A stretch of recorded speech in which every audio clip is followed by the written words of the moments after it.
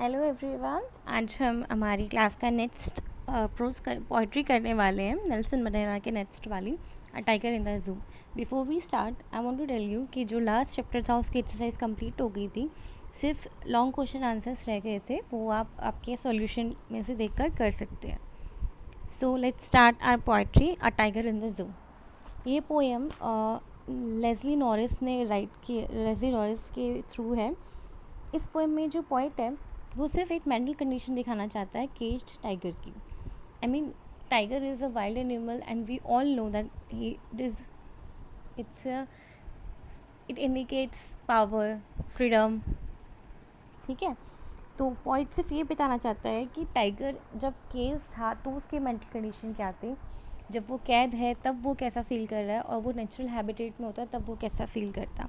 वो कॉन्ट्रास्ट करता है इन दोनों के सिचुएशन के बीच में, और फिर बोलता है कि शायद उसे उसके नेचुरल हैबिटेट में रहना ही बेस्ट है। उसकी फ्रीडम और उसकी कैप्टिविटी उसकी डिसीजन पे डिपेंड करती है। We are no one to decide कि हम उसे कैप्टिवेट रखें या नहीं। So let's start. सबसे पहले इसमें जो पॉइंट ने आपको एक स्टांजा दिया हुआ है, एक paragraph to help you understand about this poem, हम वो रीड करेंगे। This poem contrast tiger in the zoo with the tiger in its natural habitat.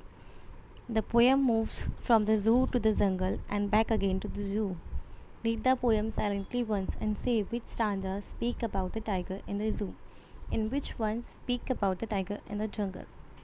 जो पोएम है वो जू के टाइगर के बारे में है, उसके नेचुरल हैबिटेट के बारे में है। पोएम जो है पहले जू से जंगल की तरफ हमें ले जाती है और फिर वापस जू की तरफ। पोएम हम धीरे से साइलेंटली पढ़ेंगे और बताएंगे कि किस स्टांजा में वो जू के टाइगर की बात कर रहा है और किस स्टांजा में जंगल के टाइगर की। सो let's start. He stalks in his vivid stripes the few steps of his cage, and pets of velvet quiet in his quiet rage. इसमें जो पॉइंट है वो टाइगर को जो लॉक्ड है कॉन्क्रीट सेल ऑफ जू में, उसके बहुत छोटे से केज में उसके बारे में बता रहा है कि थोड़ी सी दूरी पर मेरे पास एक केज में एक टाइगर है जो बहुत धीरे धीरे अपनी केज में मूव कर रहा है अप एंड डाउन। उसकी शार्प एंड क्लियर स्ट्रिप्स जो उसकी बॉडी के दिखाई देते हैं ब्राइट कलर्स में दिख रहे हैं। उसके पैड्स बहुत वेलवेट सॉफ्ट हैं। उसकी इतनी स्ट्रेंथ के बाद भी अभी भी वो बार्ड्स के पीछे है। जो केश टाइगर है is angry, he is full of rage but is quiet because he knows कि वो हेल्पलेस है। यहाँ पे वो हेल्पलेस है। हम इसमें कुछ टिपिकल वर्ड अंडरलाइन करेंगे। So the first one is stock.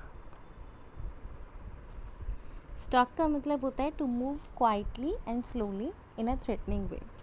I am repeating again, to move quietly and slowly in a threatening way. The next word is vivid. Vivid मतलब होता है क्लियर, एकदम क्लियर। स्ट्रिप्स। स्ट्रिप्स मतलब उसके ऊपर जो धारियाँ हैं जिसको हम बोलते हैं long narrow bands. Long narrow bands. उसके बाद टाइगर के रेफरेंस में यहाँ पर क्या वर्ड मीनिंग्स है हम वो डिस्कस कर रहे हैं। Okay, pets. पेट्स का मतलब होता है the soft part under the foot of the tiger. Rage. Rage माने एंगर। रेज मतलब anger. Okay, moving on next stanza second. He should be lurking in shadows, sliding through long grass near the water hole where plump deer pass. इस stanza में वो कहना चाहता है कि वो जो इम्प्रिजन टाइगर है ना, उसे उससे देखकर जो पॉइंट है वो बहुत दयनीय फील कर रहा है, बहुत दया आ रही है, उसको पिटी फील हो रहा है। वो कहता है कि जो पुअर टाइगर है वो अपने नेचुरल हैबिटेट में रहता, जंगल में रहता, तो वो हंटिंग करता, आई मीन शिकार करता, रेस्ट करता, अपनी मर्ज़ी से उसको जो मनाता वो करता। फिर रात के टाइम पर वो कहीं शेडोज़ में, ट्रीज़ की शेडोज़ में, या फिर चुपचाप बहुत लंबी लंबी घास होती है ना वहाँ पर बैठा होता, या किसी पानी के होल के पास वेट कर रहा होता अपने लिए दूसरे खाने का, फॉर अनदर मील। और इस तरह से उसकी एक्सपेक्टेशंस जो है हैवी फीस्ट के लिए बढ़ जाती। ठीक है, इन दिस स्टैंजा आपके जो वर्ड्स आपको अंडरलाइन करने हैं, these are lurking, next is lurking का मतलब होता है बेटा hiding, hiding HIDING, sliding, moving, whole,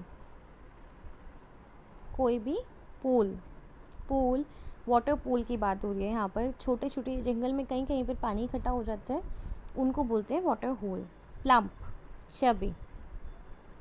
okay, moving on next. He should be snarling around houses at the jungle's edge, baring his white fangs, his claws, terrorizing the village. इसका मतलब है इन lines में जो पॉइंट है वो imagine कर रहा है कि टाइगर क्या कर रहा होता अगर वो नेचुरल हैबिटेट में कोई शिकार नहीं पा पाता। तो वो बोलता है कि शायद टाइगर बहुत एंग्री हो जाता, वो घरों के आसपास घूमना शुरू कर देता विलेज में, वो बहुत ज़्यादा पास आ जाता विलेज के, वो शो करने लगता अपने वाइट फैंस, उसके टेरिबल क्लॉज, जैसे सब डर जाते हैं इधर उधर घूमते वक्त। वो जो है शायद एक ख़तरा बन जाता गांव वालों के लिए। जो पॉइंट है वो यहाँ पर एक हिंट दे रहा है छोटा सा कि शायद फॉरेस्ट को कवर टू कवर हम डिस्ट्रॉय करते जा रहे हैं, हमारे नेचुरल हैबिटेट को हम ख़त्म करते जा रहे हैं। ये एक डेंजर है, not to us only, to wild animals के लिए, हमारे फ्यूचर के लिए भी। और फिर टाउन्स एंड विलेजेस बनते जा रहे हैं, तो कहीं तो इन्हें सर्वाइव करना पड़ेगा ना। तो ये पॉइंट बोलना चाहता है इसमें आप जो वर्ड्स अंडरलाइन करेंगे, दीज आर स्नार्लिंग। स्नार्लिंग का मतलब होता है to make an angry and warning sound, गुर्राना हिंदी में बोले तो। Baring, BARING in the third line, baring. Baring का मतलब होता है शोइंग। फेंग्स, फेंग्स बेटा उसके बड़े दांत होते हैं, वो उसको फेंग्स बोलते हैं। क्लॉज बोलते हैं पंजों को जिनमें उनके बड़े नाखून होते हैं। Then after the terrorising, terrorising मतलब फ्राइटनिंग, थ्रेटनिंग, या तो फिर किसी के अंदर डर पैदा करना, to create fear. Okay, moving on next. But he is locked in a concrete cell, his strength behind bars, stalking the length of his cage, ignoring visitors. इस स्टैंजा में जो पोएट है वो कहना चाहता है कि जो टाइगर है वो अपने कॉन्क्रीट सेल में लॉक्ड है, उसकी पूरी स्ट्रेंथ के बावजूद भी आज वो इतनी बड़ी बार्स के पीछे है, बहुत धीरे से, बहुत स्लोली मूव कर रहा है। जो टाइगर है वो अपनी मर्ज़ी से बैठ भी नहीं सकता क्योंकि वो केज इतना छोटा है कि उसको झुकना पड़ रहा है। वो बहुत एंग्री है, थ्रेटन है, खुद भी डरा हुआ है, लेकिन लोगों को देखने में ऐसा लगता है कि उसे उनसे डर लगने लगे। He takes no note of his visitor, वो विजिटर की तरफ ध्यान नहीं दे रहा है, कोई भी आकर उसे देख रहा है उसे कोई फ़र्क नहीं पड़ता है, वो कम्प्लीटली उनको इग्नोर कर रहा है। सिर्फ वो एक ही चीज़ चाहता है और एक ही चीज़ सोच रहा है कि वो इस प्रिजन से कब बाहर आएगा। मोर ओवर उनकी प्रेजेंस की वजह से वो कोई भी रेस्ट नहीं ले पा रहा है, because he has to entertain everyone. इसमें आपके हार्ड वर्ड्स हैं कॉन्क्रीट,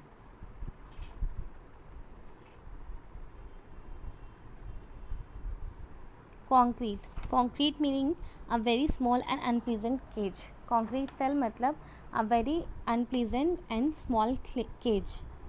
उसके बाद स्टॉकिंग का मतलब फर्स्ट पैराग्राफ में भी बताया था मैंने, moving slowly and quietly in a threatening way. Next stanza 5. He hears the last voice at night, the patrolling cars, and stares with his brilliant eyes at the brilliant stars. इसमें जो point है वो बता रहा है कि visitors की वजह से जो टाइगर है वो पूरा दिन थका रहा, उसे आराम नहीं मिला। इनफैक्ट रात को भी वो जो है डिस्टर्ब रहा क्योंकि बाहर से आवाज़ें आ रही थी, पेट्रोलिंग कार्स की, लोगों के घूमने जाने की, शोर की। जो टाइगर है उसने अपनी सारी होप्स को खो दिया है, बहुत हेल्पलेस फील कर रहा है, और इसीलिए ब्रिलियंट स्टार्स जो चमक रहे हैं आसमान में उनकी तरफ देख रहा है। ऐसा लग रहा है कि वो किसी तरह का कंफर्ट ढूंढ रहा है या कोई होप ढूंढ रहा है।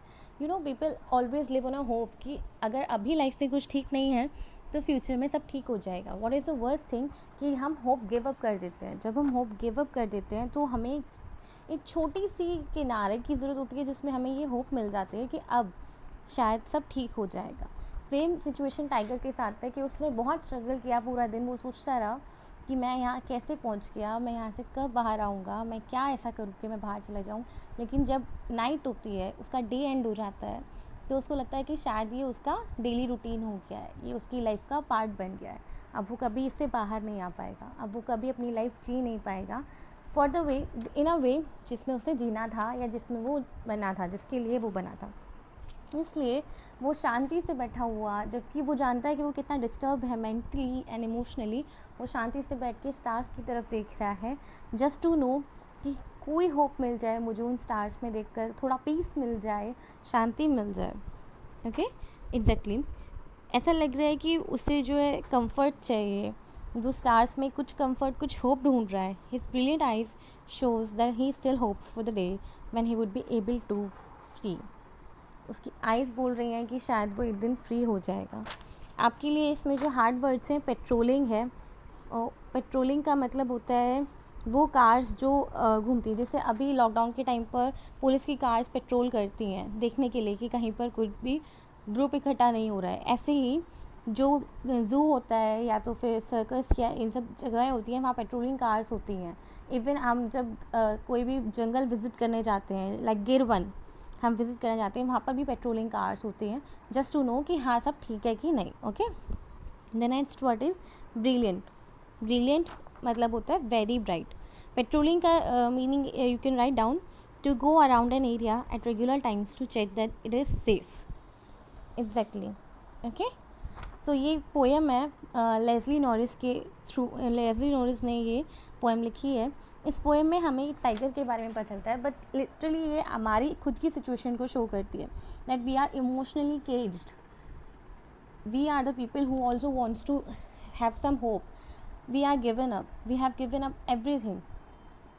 ये एक टाइगर के बारे में है जो नेचुरल हैबिटेट के लिए बना है, लेकिन एक केज में कैद है, केज में कैप्टिवेट है, और वो क्या फील करता है, ये पोएम हमें उसके बारे में बताती है। But think about it and apply it on yourself, कि हम भी तो एक केज में ही हैं। We don't allow ourself to be free.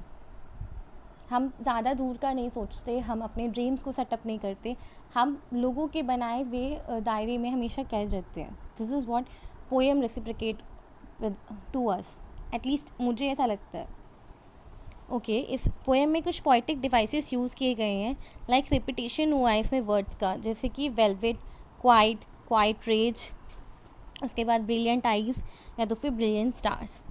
उसके बाद इसमें राइम क्या है, जो राइम स्कीम है for the first, second and fifth stanza वो है ABCB, and the fourth, third and fifth stanza is ABCD। ABCD आपको मैंने पोइट्रीज़ पढ़ाते टाइम पहले भी बताया था कि आपकी राइम स्कीम आपसे पूछी जा सकती है। आपकी अनसीन पैसेजेस में भी अगर पोएम आ गई, कभी भी पोइट्री पोर्शन आया, तो इसमें आपसे राइम स्कीम पूछी जाएगी। ओके, आफ्टर दैट इसमें आपको ग्लॉसरी में स्नार्स का मतलब दिया गया है, which means makes an angry warning sound. After that thinking about poem, read the poem again and work in pairs और groups to do the following task. आप पेयर्स में काम करें, ग्रुप में काम करें और ये सारी चीज़ें फाइंड आउट करें। वैसे आप अकेले भी फाइंड आउट कर सकते हैं। ऐसे वर्ड्स को फाइंड करना है जो मूवमेंट्स को बताता है। मैं आपको अभी भी बता सकती हूँ, स्टॉकिंग, स्टॉकिंग दिया था इसमें, राइट। 2 कॉलम्स में अरेंज करना है। फर्स्ट वर्ड मैंने आपको बता दिया, नेक्स्ट आप चूज़ कर सकते हैं। Next is find the word that describe the 2 places and arrange them in 2 columns, जू, जंगल, I mean forest, natural habitat. Now try to share ideas about how the poet uses words and images to contrast the 2 situations.